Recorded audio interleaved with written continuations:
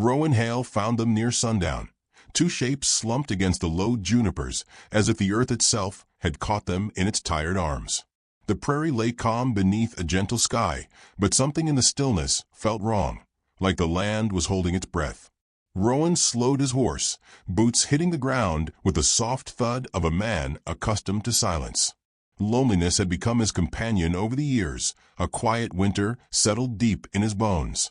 But nothing in that solitude prepared him for the sight of the two native women curled together like wind-broken saplings.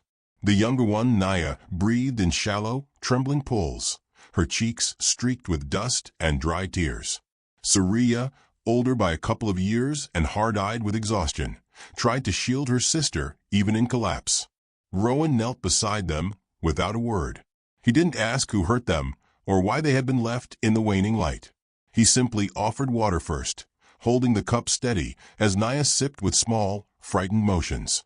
Saria's gaze didn't soften, but it steadied. Sometimes trust begins with a single swallow of clean water.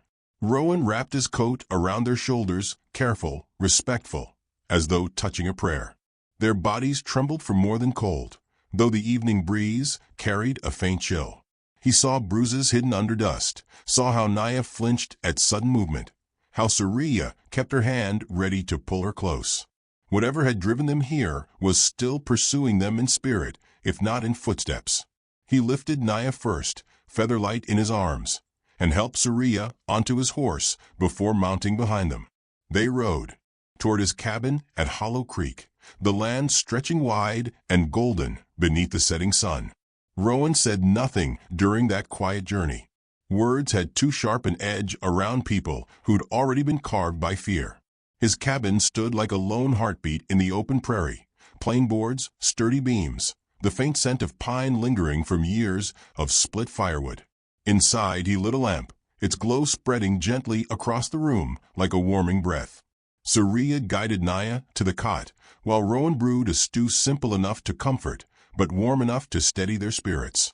Beans, corn, a pinch of spice, the kind of meal that didn't speak loudly, but spoke kindly.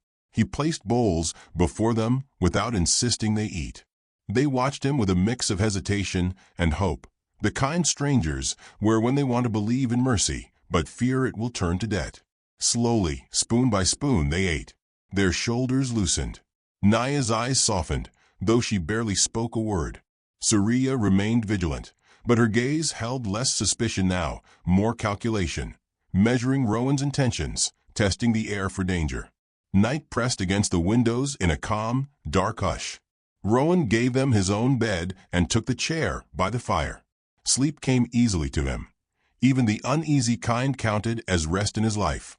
But sometime near midnight, he woke to a sound as delicate as a cracked whisper.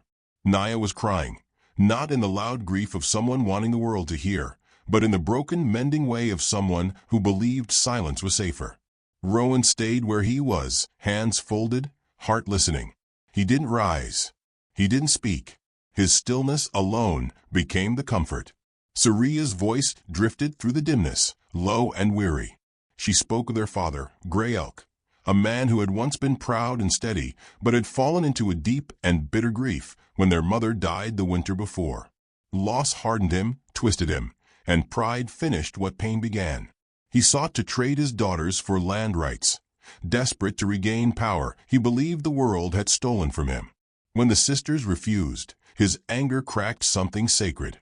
They ran under cover of darkness, hoping distance might spare them the future he intended. Rowan listened as though each word was a fragile artifact.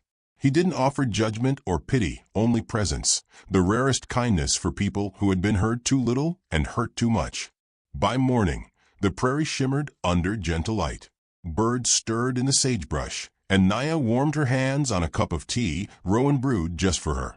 She offered a timid smile, small, almost apologetic, but genuine. Rowan felt it settle inside him with a quiet weight of something meaningful.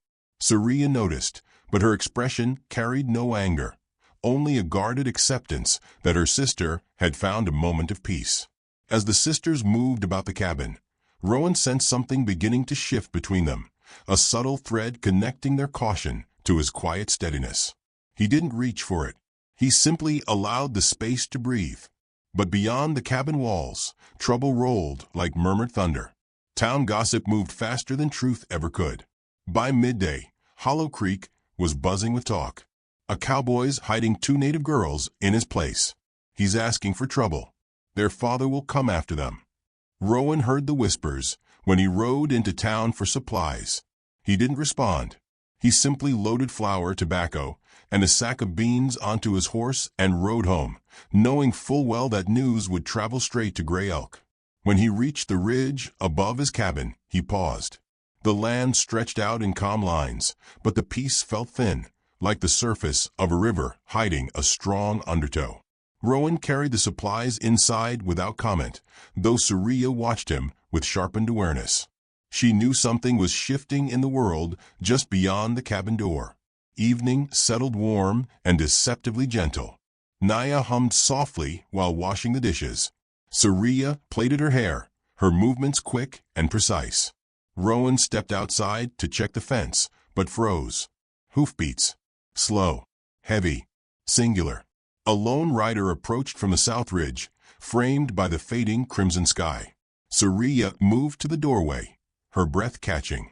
Naya followed, fear rippling through her like a gust through tall grass. "Father," Saria murmured. Gray Elk dismounted with the controlled grace of a man who carried pride like a weapon. His cloak swayed around him, and his eyes, sharp as flint, locked onto Rowan with a mixture of accusation and weary fury.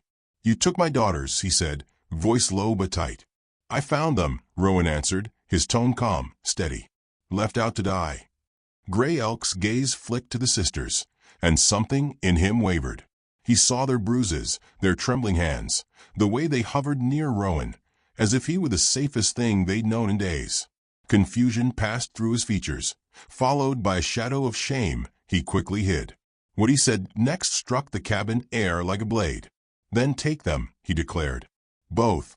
As wives. You sheltered them. Now claim responsibility." The words cracked through the quiet, like a whip. Naya gasped. Saria stiffened. Rowan's jaw tightened, and for a moment he couldn't speak, stunned by the raw desperation behind the father's offer. "I'm not a man who trades in people," Rowan finally replied, voice low and unwavering. Gray Elk's face hardened, but before anger could rise, Naya stepped forward. "We won't stay," she said softly, with a certainty that surprised even her. Saria moved beside her.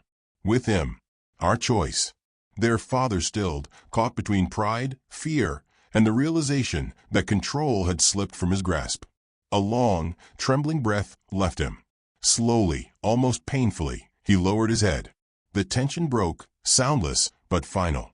In that fragile stillness, Rowan felt something shift inside him, a recognition, quiet but unmistakable, that these 2 women had stepped into his life not by chance, but by some deeper calling of fate and need.